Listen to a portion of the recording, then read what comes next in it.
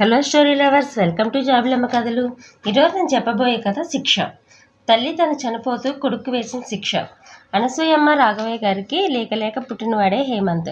రాఘవయ్య గారి తాతగారు గొప్ప శ్రీమంతులు. అప్పట్లో ఆయన ఒక 10 ఊర్ల వరకు పెద్దగా ఉండేవారు. ఎక్కడ ఏ కార్యక్రమం, అది శుభమో అశుభమో ఏది జరిగి నేను దగ్గరుండి జరిపించేవారు. వీరింటి నుండి పెళ్లి వస్త్రాలు, తాలిబొట్టు వెళ్ళందే ఎక్కడ పెళ్లి కూడా జరిగేది కాదు. ఎవరికి ఏ కష్టం వచ్చినా వాటి నుంచి తీర్చేవారు. దేవుడు అన్ని చోట్ల ఉండలేక ఈయన్ని పంపించారేమో అనుకునేవారు అక్కడి జనాలంతా. అందరూ హాయిగా ఉమ్మడి వ్యవసాయం చేసుకుంటూ సంతోషంగా కలిసిమెలిసి ఉండేవారు. అవే గుణాలు అబ్బాయి తండ్రి నుండి కొడుకైన రాఘవయ్య గారికి. కానీ హేమంత్ అలా కాదు. పండిత పుత్ర పరమసుంట అన్నట్టు చాలా స్వార్థపరుడు. ఎవరికి రూపాయి కూడా సాయం చేసేవాడు కాదు. రాఘవయ్య గారి భార్య కూడా భర్తకు తగ్గట్టు నడుచుకునేది. అందరికీ తల్లో నాలుగులా ఉండేది. ఏ ఇంట్లో ప్రసవం వచ్చినా ఈ చేతుల మీద కానీ పసికందులు లోకాన్ని చూసేవారు. హేమంత్ పై చదువులకు విదేశాలకు వెళ్ళిపోయాడు. అదే సమయంలో ఉన్నట్టుని రాఘవయ్య గారు కన్నుమూశారు. రాఘవయ్య గారు ఆకర్చూపు చూడటానికి కొడుకైన హేమంత్కు తీరిక లేదేమో. ఎన్నిసార్లు ఆ ఊరు వాళ్ళు ఫోన్ చేసి చెప్పిన విషయం తెలిసినా కూడా రాలేదు. అనసూయం గారి చేతుల మీద ఈ కార్యక్రమాలన్నీ జరిగిపోయాయి. కొద్ది రోజులు అనసూయం గారు మనిషి కాలేకపోయింది. ఆ ఊర్లో ఎవరో ఒకరు ఆమెను ఒంటరిగా వదలకుండా ఆమెతోనే గడిపేవారు. అలా కొద్ది రోజులకి తిరిగి ఆమె మనిషి అయింది.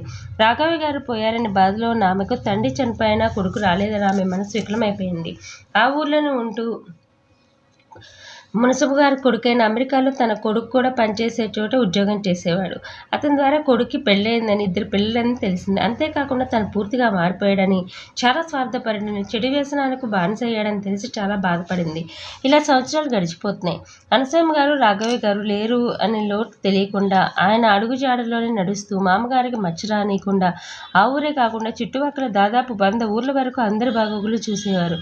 ఆమె పొలం అందరూ కలిసి పండించుకొని అందరూ సమానంగా తీసుకుంటూ మిగతా దాన్ని అమ్మగా వచ్చిన డబ్బులు ఆమె చేతికిస్తూ హాయిగా ఉండేవారు. చాలా సంవత్సరాల తర్వాత తన ఇంటి ముందు ఒక కారు ఆగింది. ఎవరు వచ్చారని చూస్తున్న ఆమె దానిలోంచి కొడుకుని చూసి తెగ సంబరపడిపోయింది. బాగా హడావిడి చేసి కొడుక్కి ఇష్టమైన అన్ని రకాల వంటలు చేయించి తానే ముద్ద తినిపించసాగింది. ఆమె మనవడు మనవరాలతో ఆడుకుంటూ ఎంతో సంతోషంగా ఉండేది.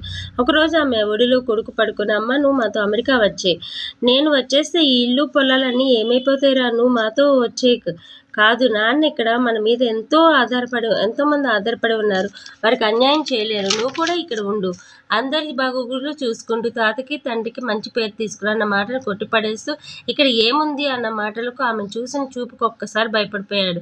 వీటిని అమ్మేది లేదు, ఈ ధాన్యమ్మగా వచ్చిన డబ్బులు వీళ్ళు నీకు అకౌంట్లో వేస్తారు, నేనున్న ఇల్లు భవిష్యత్ తరం వారికి బడిగా మారుతుంది. కొద్ది రోజుల్లో ఆమె చనిపోయారు. ఆమె చెప్పినట్టే ఆమె ఇల్లు పిల్లలకు బడి అయింది. ఆమె చెప్పినట్టే పొలం మీద వచ్చిన డబ్బును కొడుకు అకౌంట్లో వేయసాగారు. ఆమె పోయినా కూడా కొడుకు ఆమెకు తలకొరు పెట్టకూడదని ఆ ఊరు వాళ్ళే అన్ని కార్యక్రమాలు జరిపించాలని కొడుక్కి ఒక పెద్ద ఉత్తరం రాసింది. మీకు మా కథలు నచ్చితే లైక్ చేయండి, షేర్ చేయండి, సబ్స్క్రైబ్ చేసుకొని నాకు సపోర్ట్ చేయండి.